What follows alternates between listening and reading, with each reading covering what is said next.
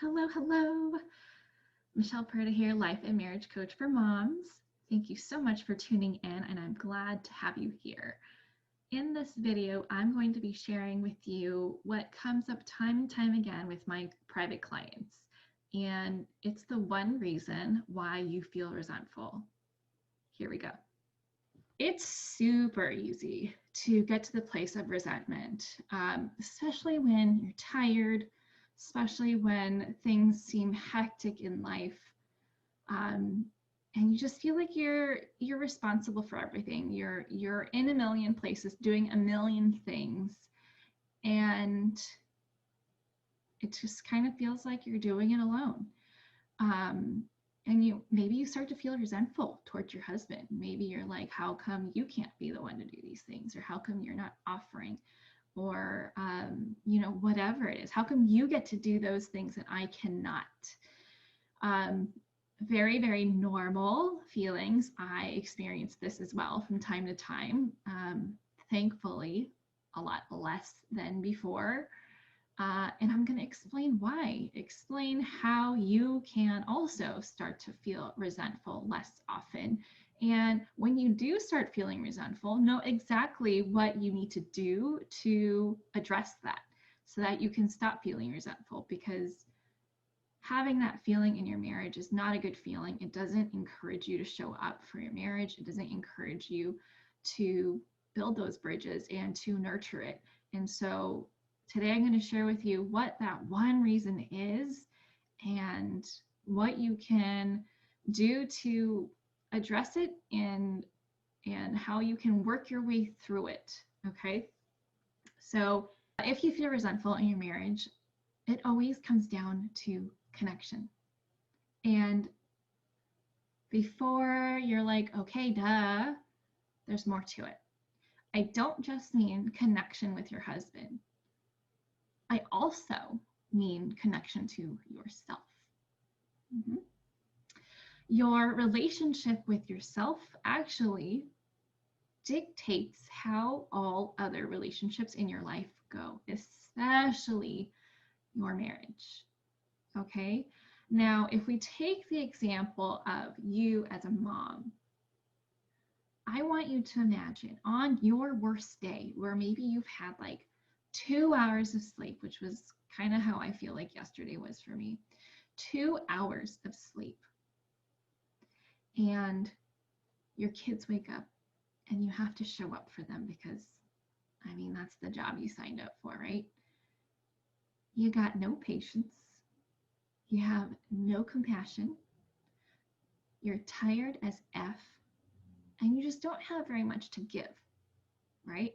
And that's going to translate to them thinking, what did I do wrong? Or them throwing a tantrum, or them complaining, them nagging, because you've now set the tone for how things are going to go until you reset. Okay? And that is a very thing that happened to me this morning. I got very little sleep because of my almost 8-month-old baby. And as soon as my 4-year-old woke up, he was whining. Oh my gosh, so much whining, so much whining. And I straight up told him, look, I'm really tired. I don't have the energy for this right now. Can you please stop? Please, please stop. And finally, I was just like, you know what? If you're not gonna stop, I need to leave, because mommy's very, very tired. And you can either go to the bathroom on your own, which is what he was whining about. He wanted me to go with him. Or you can follow me into my room, but I'm going to go back and lay down. I'm going to go lay down because I'm really tired. And he was crying for so long after I did that. And did I feel guilty? Oh my gosh, yes. But also, I needed to take care of myself before I continued to just poo-poo all over the day in a really bad mood. And so that was my choice, to go lay down, to take care of myself so that I can make sure the rest of the day was better. And it has been better. So I'm kind of grateful I did that for myself. So along with how your kids may react when there's a lack of connection, that just reiterates how important it is for you to connect with yourself. So when your connection with yourself is not being worked on, is not progressing, imagine it like a domino effect, right? You're not giving to yourself. And so everything following you, everything that you come into contact with falls too. Okay, so for those of you who say, I don't prioritize myself, for those of you who say, oh yeah, I put myself last because my kids and the kids in the house come first, or the kids and my husband come first. How can you possibly give to them when you're not giving to yourself? Who's giving to you if you're giving away all this stuff, which by the way, I'm not sure where that's coming from? Makes me wonder, are you burnt out? So it's really important to connect with yourself. And what do I mean with this? What do I mean with this? I mean, are your needs being met? Are you clearly identifying your needs? Right? Are you giving yourself permission for your needs to be met? And what this looks like is self-care. What this looks like is respecting yourself, loving yourself, holding those boundaries in place, much like I did with my son today. It looks like saying no to some things, saying yes to other things, and being really intentional about the choices that you're making and what consequences follow, right? Every choice has consequences. Everything you say yes to, you are saying no to something else, and vice versa. So are you creating what you want from your choices? Because your choice has so much power to it. And I want you to reclaim that. Your choice has a lot of power to how the rest of your life is going to go, how the rest of your day is going to go, how the rest of your hour, it has a lot of power. Okay. And it's a trade-off. It's a trade-off. So respect yourself more. Know that just as much as you're teaching your kids to respect themselves, you need to practice what you're preaching. How often are you making sure that you're taken care of? How often are you filling your cup up? If you feel resentful, it may very well be because you're not connecting to yourself. Are you needing time off? Are you needing a girls' night out?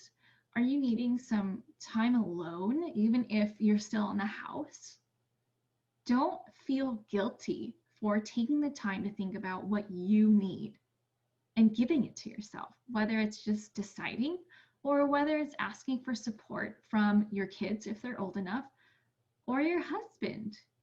There is no shame in asking for help. I think that is the strong thing to do, because it does no one good for you to play the martyr and say, well, I don't have any needs. I'm super easygoing. I just like to take care of other people. You're not going to get a badge of honor for not being taken care of. You're not going to get a badge of honor for being the most self-sacrificing person. How do you want to be remembered? Someone who really lived their life out loud and knew how to be happy? Or someone who's just yeah, I'm here to serve all of you, and I'll just be here.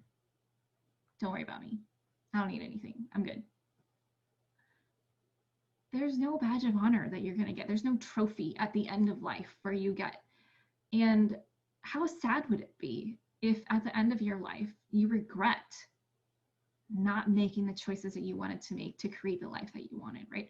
I think I read an article. It was like an interview with a bunch of elderly people. And the one thing that they said was that they wish they regretted less. They wish they regretted less. And you know what the key is to regret less? Is to make sure that you're making the decisions intentionally that serve you. To live a life that You're like, yeah, that was the right decision for me at this very moment. I have no regrets. So uh, that is your connection with yourself. So if you're feeling resentful, ask yourself, how connected am I with myself? Is there something that I've been needing and I haven't been asking for? Is there something that I've been needing that I haven't been giving myself? Is there something that could give me more energy instead of toxicity? Could I be saying no to more things? Am I filling my day up too much? Am I expecting too much of myself? Am I at burnout right now? How can I enjoy life more fully right now? Okay. Now, second one, the second, what is it? Second part of the connection piece is the part that you're probably thinking of when I said connection initially, connection with your husband. Now, when it comes to connecting with your husband, quality time is so, so important. And earlier today, I shared in a post about how you can still connect with your husband even if you feel like you don't have any time in the day. Just 30 seconds is enough to do this micro connection with your husband, with a hug, with a kiss, with randomly sneaking off into a closet for a smooch. I'm laughing because we did that for fun the other day